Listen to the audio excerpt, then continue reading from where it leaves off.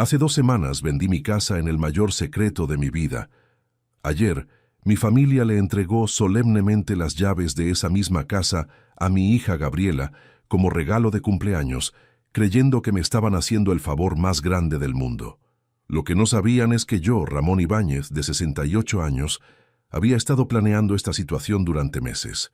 Cuando vean las caras de shock que pusieron al enterarse de que la casa ya no era mía, cuando entiendan que perdieron una fortuna por tratarme como un estorbo durante años, van a descubrir que este viejo, al que creían inútil, les preparó la lección más cara de sus vidas.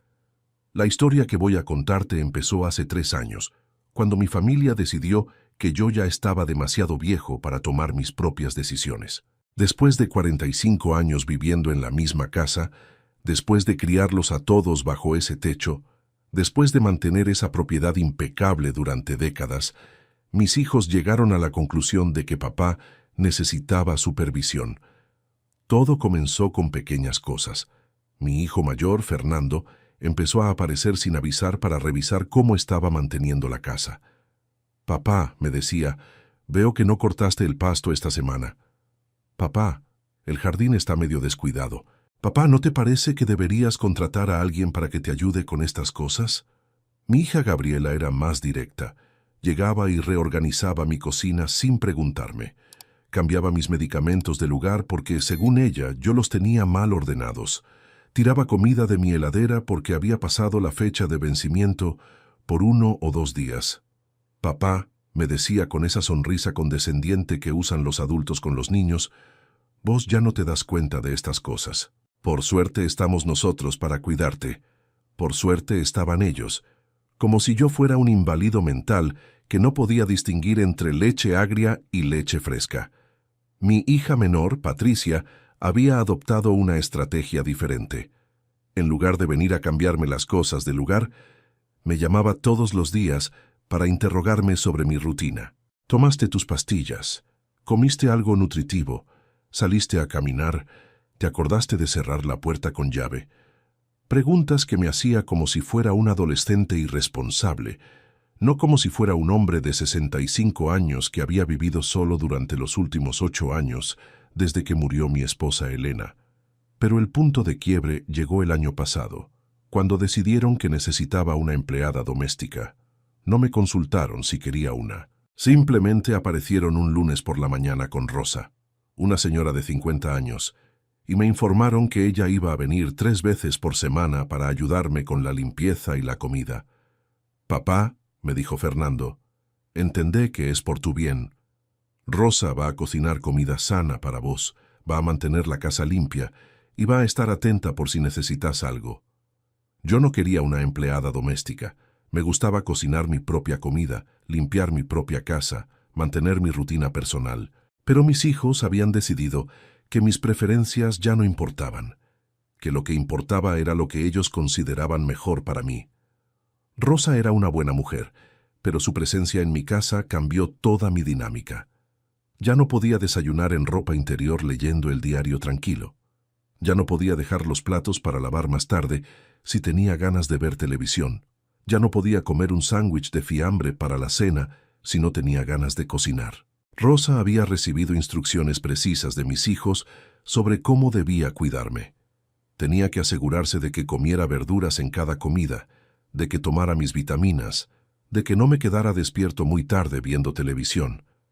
Era como tener una niñera a los 66 años, pero lo que realmente me molestó fue descubrir que Rosa les reportaba a mis hijos sobre todo lo que yo hacía. Un día escuché cuando le decía a Gabriela por teléfono: «Su papá ayer se comió una hamburguesa en lugar del pollo que le había preparado, y anoche se quedó despierto hasta las 12 viendo una película.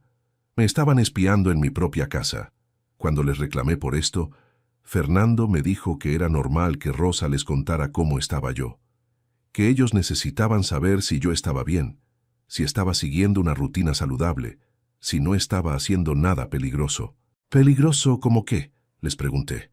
«Como quedarte dormido con la hornalla prendida», me respondió Gabriela.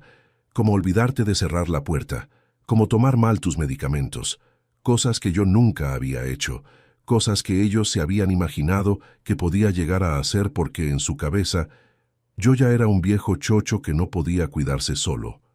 El año pasado la situación se intensificó cuando decidieron que necesitaba que alguien manejara mis finanzas. Patricia apareció un día con un contador y me dijeron que era mejor que yo les diera acceso a mis cuentas bancarias para que ellos pudieran ayudarme a administrar mejor mi dinero. «Papá», me dijo Patricia, «vos ya cobrás la jubilación y no tenés gastos grandes. Nosotros te podemos ayudar a organizar mejor tus ahorros, a invertirlos de manera inteligente para que tengas más dinero disponible». Yo les dije que no necesitaba ayuda con mis finanzas, que había manejado dinero toda mi vida sin problemas, que sabía perfectamente cuánto tenía en el banco y en qué lo gastaba. Pero ellos insistieron. Me bombardearon durante semanas con argumentos sobre lo complicado que se había vuelto el sistema bancario, sobre las estafas telefónicas a jubilados, sobre la importancia de tener un plan financiero profesional. Al final, para que me dejaran en paz, les di acceso a una de mis cuentas, la cuenta donde tenía mis ahorros más pequeños. No sabían que yo tenía otras cuentas con mucho más dinero que había estado guardando durante años. Pero el acceso a esa cuenta les dio ideas. Empezaron a revisar en qué gastaba mi plata y a opinar sobre cada compra que hacía. «Papá, ¿por qué compraste un televisor nuevo? El que tenías funcionaba bien». «Papá, ¿para qué necesitas una aspiradora cara? Rosa puede traerla de ella». «Papá, ¿no te parece que gastas mucho en el supermercado? Podríamos hacer una lista de compras más eficiente». Cada peso que gastaba se había convertido en tema de debate familiar. Hace 6 meses llegaron a su conclusión final. Yo necesitaba mudarme a un lugar más apropiado para mi edad. Un lugar donde hubiera gente especializada en cuidar adultos mayores. Un lugar donde yo estuviera más seguro y mejor atendido. Un geriátrico. La primera vez que mencionaron el tema fue durante un almuerzo familiar. Estábamos todos reunidos en mi casa como cada domingo cuando Fernando sacó el tema muy casualmente. «Papá, estuvimos viendo algunas residencias para adultos mayores que están muy buenas. Lugares donde tenés actividades, donde podés hacer amigos de tu edad, donde tenés atención médica disponible las 24 horas. Yo les dije inmediatamente que no tenía ningún interés en mudarme a ningún lado, que mi casa era mi hogar, que ahí había vivido con Elena durante 20 años, que ahí quería quedarme hasta el día que me muriera. Pero ellos ya habían tomado la decisión. Solo me estaban informando, no pidiendo mi opinión. Durante los siguientes meses me llevaron a visitar 3 geriátricos diferentes, lugares lujosos, bien equipados, con jardines hermosos y personal amable. Me mostraban las habitaciones, las salas comunes, las actividades disponibles. «Mira, papá, acá podés jugar al ajedrez con otros jubilados. Acá tenés gimnasia para adultos mayores. Acá organizan excursiones los fines de semana». Hablaban como si me estuvieran ofreciendo vacaciones en un resort 5 estrellas, pero yo no quería vacaciones. Quería mi casa, mi rutina, mi independencia. El problema era que ellos habían dejado de verme como un adulto capaz de tomar sus propias decisiones. Para ellos yo me había convertido en una responsabilidad, en alguien que necesitaba ser cuidado y supervisado, y la casa había dejado de ser mi hogar para convertirse en el problema que había que resolver. Hace 4 meses, durante otro de esos almuerzos familiares, Gabriela me planteó la solución final. «Papá», me dijo, «estuvimos hablando y creemos que es hora de que vendas la casa. Es muy grande para vos solo, es mucho mantenimiento, y con la plata de la venta podés pagar un lugar muy lindo en cualquiera de las residencias que visitamos. Vender la casa». Mi casa, la casa que había comprado hace 40 años cuando Fernando era un bebé. La casa donde habían crecido mis 3 hijos. La casa que Elena había decorado con tanto cariño, donde habíamos celebrado cumpleaños, navidades, donde habíamos vivido los mejores años de nuestras vidas. «No voy a vender mi casa», les dije. «Papá», me respondió Fernando, «tenés que ser realista. Esta casa vale mucha plata. Si la vendés, podés vivir cómodamente en una residencia durante el resto de tu vida y además dejarle una buena herencia a tus hijos». Ahí estaba. la verdadera razón detrás de toda esta preocupación por mi bienestar. La casa valía mucha plata, y ellos querían asegurar su herencia. Mi casa estaba ubicada en un barrio que se había revalorizado muchísimo en los últimos años. Lo que había comprado por $30,000 ahora valía más de $200,000. Una cifra que dividida entre 3 hijos representaba una herencia considerable. Pero yo no tenía intenciones de morirme pronto ni de regalar mi patrimonio en vida. Les dije que no iba a vender la casa y que si querían herencia iban a tener que esperar a que me muriera como todo el mundo. Esa respuesta no les gustó nada. Durante las semanas siguientes, las visitas se intensificaron. Venían con nuevas historias sobre ancianos que habían sufrido accidentes en sus casas. Me mostraban artículos de diario sobre robos en barrios residenciales. Me hablaban sobre la soledad y la depresión en adultos mayores que viven aislados. Toda una campaña de terror psicológico diseñada para convencerme de que vivir solo era peligroso. También trajeron testimonios, amigos de amigos que habían mudado a sus padres a residencias geriátricas y estaban felices con la decisión. Historias sobre viejitos que al principio se resistían, pero después agradecían el cambio. «Papá», me decía Patricia, «nosotros solo queremos lo mejor para vos. Queremos que estés bien cuidado, que tengas compañía, que no tengas que preocuparte por mantener una casa tan grande. Lo mejor para mí, según la opinión de ellos, no según mis propias preferencias». Hace 3 meses decidieron cambiar de estrategia. Si yo no quería mudarme a una residencia, entonces la familia se iba a mudar conmigo. Gabriela se iba a venir a vivir a mi casa para cuidarme. «Papá», me anunció durante un almuerzo, «Rodrigo y yo hemos decidido que nos vamos a mudar acá. Así yo te puedo cuidar y vos no tenés que irte de tu casa». Rodrigo era el marido de Gabriela, un tipo silencioso que trabajaba en sistemas y que nunca había mostrado ningún interés particular en mi bienestar. La idea de que Gabriela y Rodrigo se mudaran a mi casa me horrorizó. Significaba perder completamente mi independencia, convertirme en un huésped en mi propia casa, tener que pedir permiso para cada cosa que quisiera hacer. Les dije que no necesitaba que nadie se mudara conmigo, que estaba perfectamente bien viviendo solo, que tenía a Rosa para ayudarme con la limpieza y que si necesitaba algo más podía contratarlo. Pero Gabriela ya había tomado la decisión. Me informó que iban a poner en venta su departamento y que en 2 meses se mudaban conmigo. «Papá», me dijo, «va a ser lindo. Vas a tener compañía todo el tiempo, vas a poder conocer mejor a Rodrigo y yo me voy a quedar más tranquila sabiendo que estás bien cuidado». Bien cuidado. Otra vez esa expresión que me ponía los pelos de punta. Esa noche, solo en mi casa, pensando en la perspectiva de perder mi privacidad para siempre, tomé una decisión que iba a cambiar todo. Si mis hijos estaban tan preocupados por la casa, si tanto querían controlar lo que pasaba con mi propiedad, si estaban dispuestos a mudarme a la fuerza para quedarse con mi patrimonio, entonces yo les iba a dar una lección que nunca iban a olvidar. Iba a vender la casa en secreto. Escucha esta historia hasta el final, y vas a entender por qué a veces los padres tienen que enseñarles a los hijos adultos que subestimar a los mayores puede ser el error más caro de sus vidas. Contame también desde qué país me estás escuchando, porque esta historia les puede pasar a familias de cualquier parte del mundo donde los hijos confunden amor con control. Al día siguiente de tomar esa decisión, llamé a una inmobiliaria del centro, una empresa grande, seria, que no tuviera ninguna conexión con mi barrio para asegurarme de que mis hijos no se enteraran de lo que estaba haciendo. «Señor Ibáñez», me dijo la agente cuando le expliqué que quería vender mi casa, «¿tiene apuro por la venta?» «Sí», le respondí, «pero quiero que sea manejado con absoluta discreción. No quiero cartel de venta en la puerta. No quiero que se sepa en el barrio que la casa está en venta». «¿Hay algún motivo particular para tanta reserva?», me preguntó. «Digamos que es una situación familiar complicada», le expliqué. La agente me entendió inmediatamente.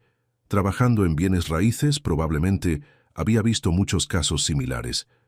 «No se preocupe, don Ramón. Podemos manejar la venta de manera completamente confidencial. Vamos a mostrar la propiedad solo con cita previa y a compradores preaprobados financieramente». «Perfecto. Esa misma tarde vino a tasar la casa. Me confirmó lo que ya sabía. La propiedad valía mucho más de lo que había pagado por ella. Me dio una estimación de $230,000, una cifra que me confirmó por qué mis hijos estaban tan interesados en mi bienestar habitacional. Don Ramón, me dijo la agente, con el mercado actual podemos conseguir un comprador en menos de un mes. Su casa está en excelentes condiciones y en una zona muy cotizada. Menos de un mes. Perfecto. Eso significaba que podía cerrar la venta antes de que Gabriela y Rodrigo se mudaran conmigo. Durante las siguientes semanas, tuve que actuar como el mejor actor del mundo. Seguí participando en los almuerzos familiares donde mis hijos discutían mi futuro como si yo no estuviera presente. Seguí escuchando pacientemente mientras me explicaban por qué mudarme era lo mejor para mi salud y mi seguridad. Gabriela venía regularmente a medir espacios y planificar cómo iba a reorganizar la casa cuando se mudara. Hablaba sobre qué muebles iba a traer, qué habitación iba a usar como oficina para Rodrigo, cómo iba a rediseñar el jardín. Rodrigo, que hasta ese momento había sido un virtual desconocido para mí, empezó a aparecer con planes detallados sobre mejoras tecnológicas que quería hacer en la casa. Internet más rápido, sistema de seguridad moderno, automatización de luces y calefacción. Hablaban sobre mi casa como si ya fuera de ellos. Mientras tanto, la agente inmobiliaria me informaba sobre el progreso de la venta. Habían aparecido varios compradores interesados, una familia joven con 2 hijos que buscaba una casa en ese barrio específicamente. A las 2 semanas de poner la casa en venta, recibí una oferta de $225,000. 5,000 menos que la tasación inicial, pero una oferta sólida de compradores que tenían financiamiento preaprobado y querían cerrar rápido. Acepté inmediatamente. Firmamos el contrato de venta con fecha de cierre para 2 semanas después. Los compradores pagaron una seña importante y yo me comprometí a entregar la propiedad libre de ocupantes y en las mismas condiciones en que la habían visitado. Todo el proceso se manejó con la discreción que había pedido. Los compradores venían a visitar cuando mis hijos no estaban. La documentación se preparó sin que nadie en el barrio se enterara, y el dinero se depositó en una cuenta bancaria que mis hijos no conocían. Durante esas 2 semanas de trámites, la situación en casa se volvió cada vez más intensa. Gabriela había puesto efectivamente su departamento en venta y tenía compradores serios. Me mostraba fotos de las cajas donde estaba guardando sus cosas. Me contaba sobre los muebles que había vendido porque no entraban en mi casa. «Papá», me decía con entusiasmo, «en 3 semanas ya estamos viviendo juntos. Va a ser como en los viejos tiempos cuando yo era chica. Los viejos tiempos. Cuando ella era chica y yo tomaba todas las decisiones importantes de la familia. Ahora la situación se había invertido. Ella iba a tomar las decisiones y yo iba a ser el niño obediente. Fernando también había empezado a hacer cambios en su vida pensando en la nueva situación. Me contó que había hablado con su jefe sobre trabajar desde casa algunas horas por semana para poder venir a ayudar con mi cuidado. Patricia había conseguido los folletos de varios centros de día para adultos mayores, lugares donde podía ir durante las mañanas a hacer actividades mientras Gabriela trabajaba. Toda la familia se estaba reorganizando alrededor de la premisa de que yo iba a quedarme en mi casa bajo su supervisión permanente. El día antes de cerrar la venta, Gabriela trajo las primeras cajas de mudanza.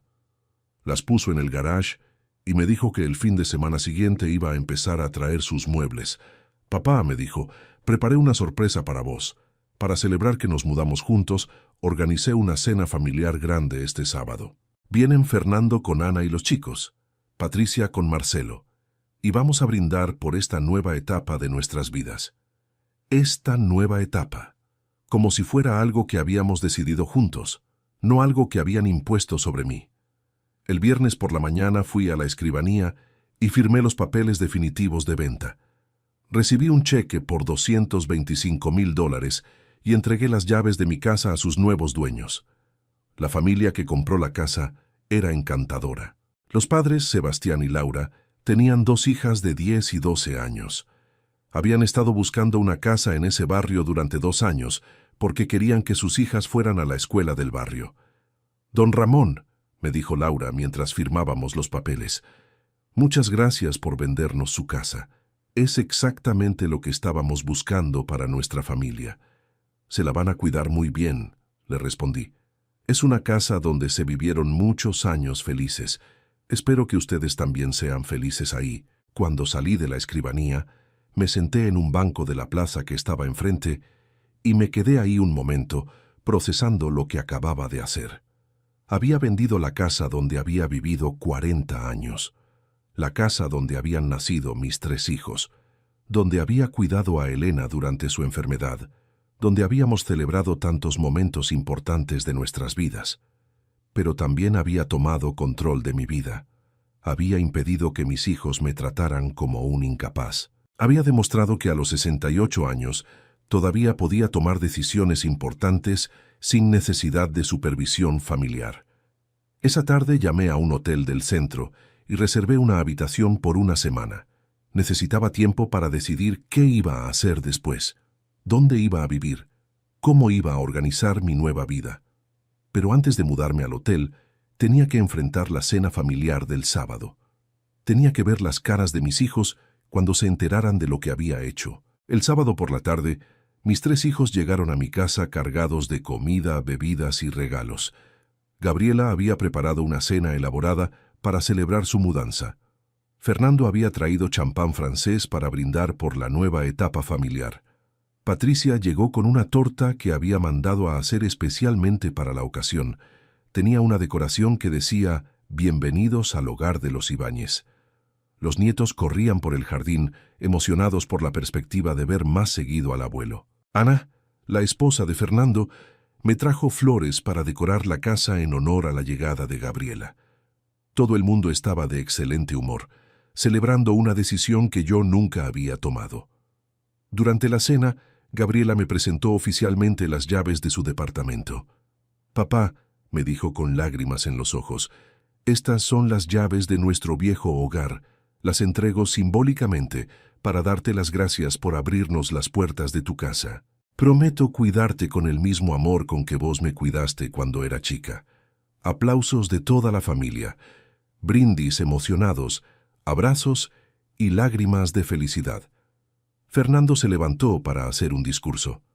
«Papá», dijo, «queremos agradecerte por aceptar que Gabriela se mude acá.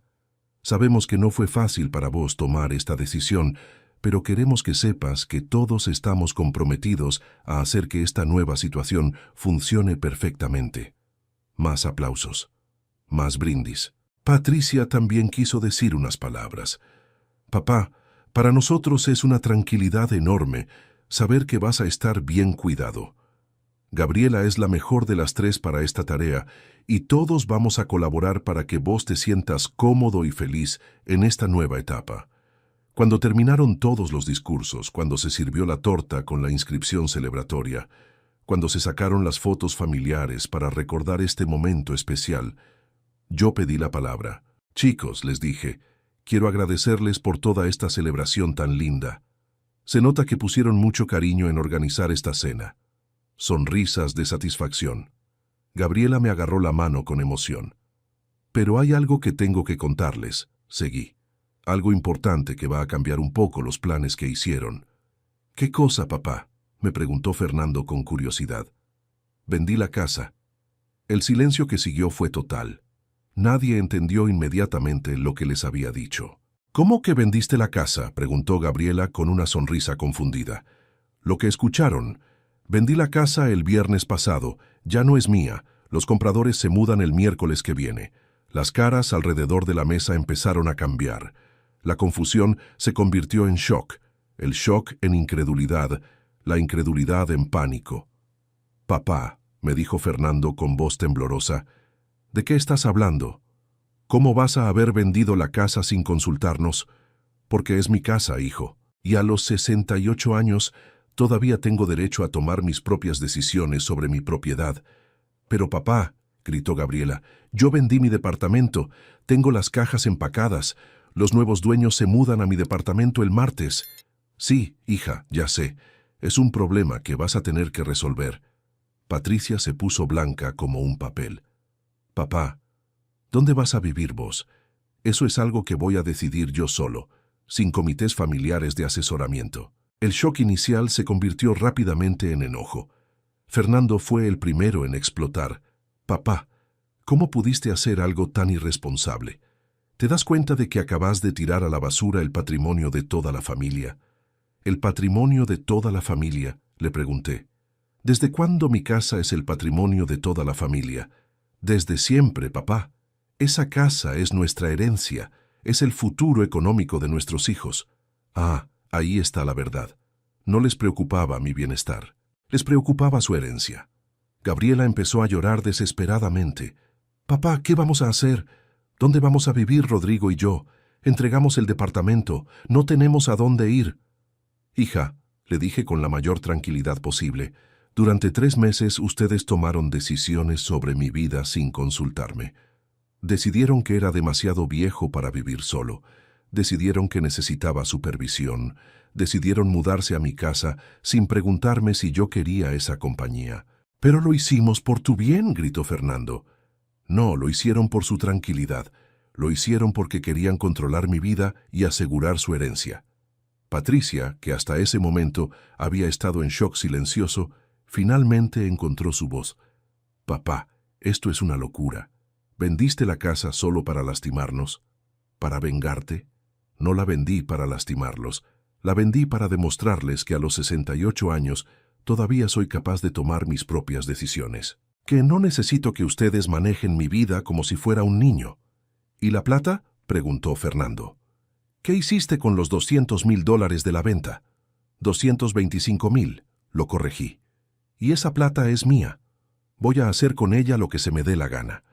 La cena familiar se había convertido en una pesadilla. Los nietos miraban sin entender por qué todos los adultos estaban gritando. Ana trataba de calmar a Fernando, que estaba al borde de un ataque de nervios. Rodrigo, que había estado silencioso durante toda la discusión, finalmente habló. «Ramón», me dijo, «¿te das cuenta de que Gabriela y yo no tenemos a dónde ir? ¿Te das cuenta de que nos dejaste en la calle?» «Rodrigo», le respondí, «durante 3 meses ustedes planearon mudarse a mi casa sin preguntarme una sola vez si yo estaba de acuerdo. Ahora van a tener que hacer planes nuevos, pero esta vez sin contar con que yo voy a aceptar pasivamente lo que ustedes decidan». Gabriela me miró con una mezcla de furia y desesperación que nunca había visto en su cara. «Papá», me dijo entre lágrimas, «nosotros te amamos. Todo lo que hicimos fue porque te queremos y nos preocupamos por vos. Si me aman, hija, respeten mis decisiones. Si se preocupan por mí, pregunten qué es lo que yo quiero antes de decidir lo que es mejor para mí». «Pero papá», insistió Fernando, «¿no entendés que vendiendo la casa nos cagaste a todos? ¿No entendés que esa casa era nuestro futuro?» «Fernando, esa casa era mi presente, era mi hogar, mi independencia, mi espacio personal. Ustedes la veían como su futuro económico, no como mi vida actual». La discusión siguió durante 2 horas más. Hubo lágrimas, gritos, recriminaciones y súplicas. Mis hijos trataron de convencerme de que anulara la venta, de que buscara la manera de recuperar la casa, de que por lo menos les dijera qué iba a hacer con la plata. Pero yo no cedí en nada. A las 11 de la noche, cuando finalmente se fueron, me quedé solo en mi casa por última vez. Sentado en el sillón donde Elena y yo habíamos visto televisión durante años, rodeado de los muebles que íbamos a tener que vender o donar en los próximos días. Era triste despedirse de tantos recuerdos, pero también era liberador saber que había recuperado el control de mi vida. Al día siguiente, Gabriela apareció temprano por la mañana. Venía sola, sin Rodrigo, con los ojos rojos de haber llorado toda la noche. «Papá», me dijo, «necesito que hablemos con tranquilidad, sin gritos, sin reproches. Solo necesito entender qué vamos a hacer». Se sentó en la cocina y me contó la dimensión real del problema que había creado. Ella y Rodrigo habían vendido efectivamente su departamento. Los nuevos dueños tenían la financiación aprobada y la fecha de escritura fijada para el martes siguiente. Si no se mudaban conmigo, iban a quedar literalmente en la calle. Papá, me dijo, entiendo que estés enojado con nosotros. Entiendo que te hayas sentido presionado y que hayas querido demostrar tu independencia. Pero por favor, ayúdanos a resolver esta situación. ¿Cómo querés que los ayude?, le pregunté. Préstanos plata para alquilar un departamento temporario, hasta que consigamos algo definitivo. O vendé la casa a un precio más alto y comprá una casa más chica donde podamos vivir todos. Le expliqué que ya era demasiado tarde para esas soluciones, que la venta estaba cerrada, que los nuevos dueños ya habían pagado y que el miércoles se mudaban. En cuanto a prestarles plata, le dije que no estaba dispuesto a financiar las consecuencias de decisiones que habían tomado sin consultarme. Gabriela se puso a llorar otra vez. «Papá, ¿cómo pudiste hacernos esto? Nosotros siempre te cuidamos, siempre nos preocupamos por vos». «Me cuidaron como si fuera un incapaz», le respondí.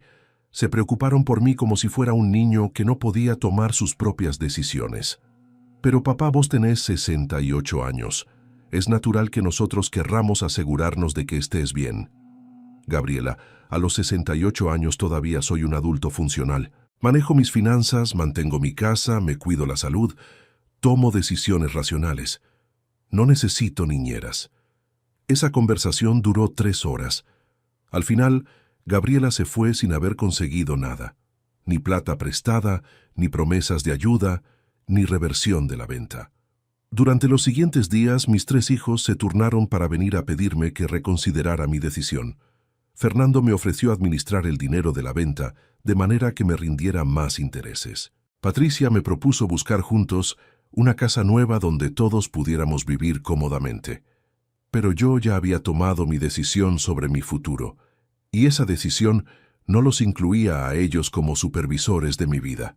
El miércoles por la mañana, mientras Sebastián y Laura se mudaban a mi ex casa con sus hijas y sus muebles, yo me mudé a un departamento de 2 ambientes que había alquilado en el centro de la ciudad. Un lugar pequeño pero cómodo, cerca de bibliotecas, cines, cafés, donde podía caminar a todos lados sin depender de nadie para movilizarme. Con parte del dinero de la venta de la casa, compré todo lo que necesitaba para mi nuevo hogar. Muebles nuevos, electrodomésticos nuevos, ropa nueva. Todo elegido por mí, según mis gustos, sin comités familiares de asesoramiento. El resto del dinero lo invertí en un plan de jubilación privado, que me garantizaba un ingreso mensual cómodo hasta el día de mi muerte. Dinero que nadie más podía tocar, dinero que me aseguraba independencia económica total.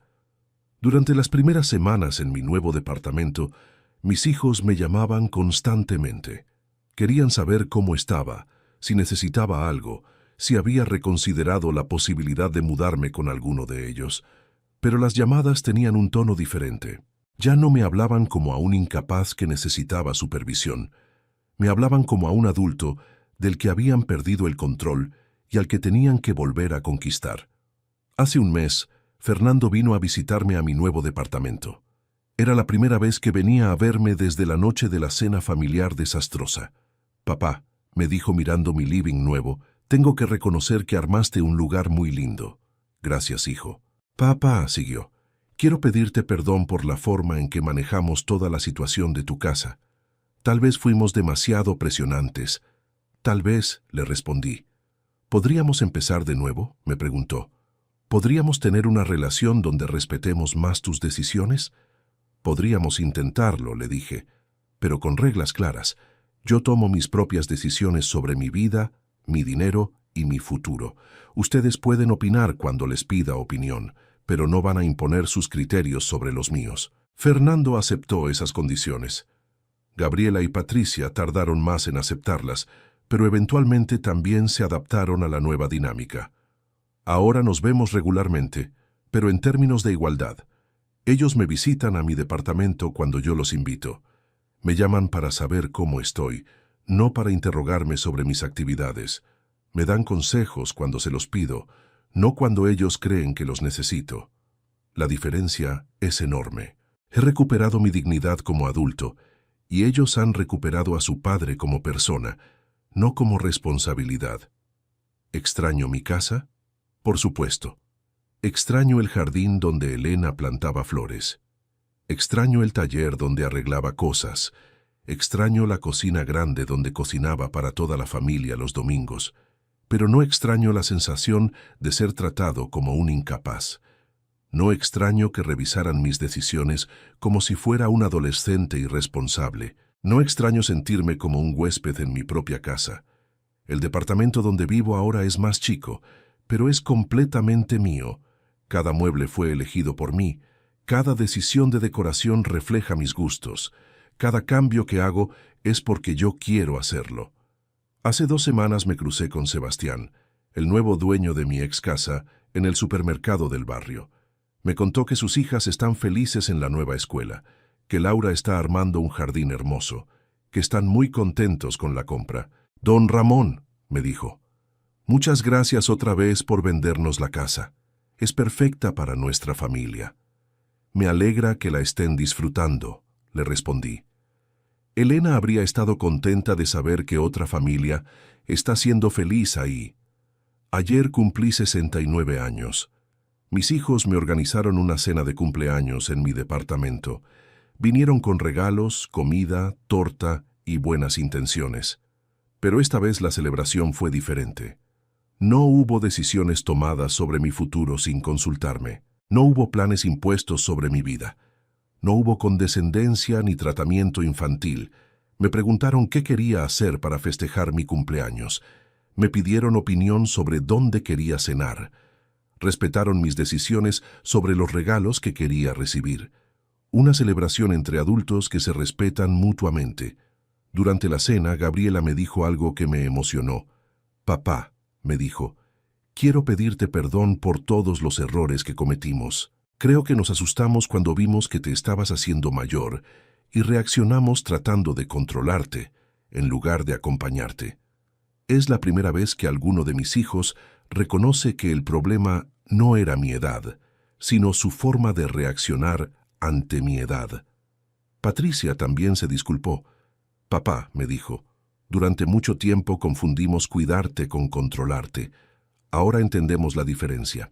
Y Fernando, que había sido el más insistente con el tema de la mudanza forzosa, me sorprendió con su reflexión. «Papá», me dijo, «vendiendo la casa nos diste la lección más cara de nuestras vidas, pero también la más necesaria. Nos enseñaste que respetar a los padres significa respetar sus decisiones, no imponer las nuestras. Lecciones caras pero necesarias. Exactamente lo que había sido mi intención». Si esta historia te hizo reflexionar sobre cómo tratas a los adultos mayores en tu familia, si te hizo pensar en esa tendencia que tenemos todos de infantilizar a nuestros padres cuando empiezan a envejecer, entonces compartir mi experiencia valió la pena. Porque envejecer no significa volverse incapaz. Cumplir 70 años no te convierte automáticamente en un niño que necesita supervisión. Tener hijos adultos no te obliga a renunciar a tu autonomía para darles tranquilidad. Los adultos mayores tienen derecho a tomar sus propias decisiones, aunque esas decisiones no les gusten a sus familias. Tienen derecho a vivir como quieren, donde quieren, con quien quieren, mientras sean capaces de hacerlo. Y cuando ya no sean capaces, tienen derecho a participar en las decisiones sobre su futuro, no a que otros decidan por ellos. Mi historia terminó bien porque tuve los recursos económicos y la fortaleza emocional para plantarme ante mis hijos. Pero hay miles de adultos mayores que no tienen esa suerte, que se ven forzados a aceptar decisiones que otros toman sobre sus vidas, que pierden su independencia no porque ya no puedan cuidarse, sino porque sus familias creen que ya no pueden hacerlo. Para esos adultos mayores va mi mensaje. Nunca es demasiado tarde para reclamar respeto, nunca es demasiado tarde para poner límites, y nunca es demasiado tarde para demostrarle a tu familia que subestimar tu capacidad puede ser un error muy costoso. Cuéntame qué te pareció mi historia. Contame si vos también has vivido situaciones similares con padres o abuelos que fueron tratados como incapaces cuando todavía podían tomar sus propias decisiones. Y decime desde qué país me estás escuchando, porque quiero saber cuánta gente en el mundo entiende la importancia de respetar la autonomía de los adultos mayores. Al final del día, Lo que todos queremos, sin importar la edad que tengamos, es que respeten nuestras decisiones y valoren nuestra capacidad. Yo tuve que vender mi casa y cambiar mi vida completamente para conseguir ese respeto. Ojalá otras familias aprendan de mi experiencia y encuentren formas menos drásticas de comunicarse sobre estos temas, porque el amor verdadero hacia los padres mayores no se demuestra controlando sus vidas, se demuestra acompañando sus decisiones y respetando su autonomía hasta el último día que puedan ejercerla. Hay algo más que quiero contarte sobre mi nueva vida, algo que mis hijos descubrieron hace poco y que los sorprendió tanto como la venta de la casa. Algo que me confirmó que había tomado la decisión correcta al recuperar mi independencia.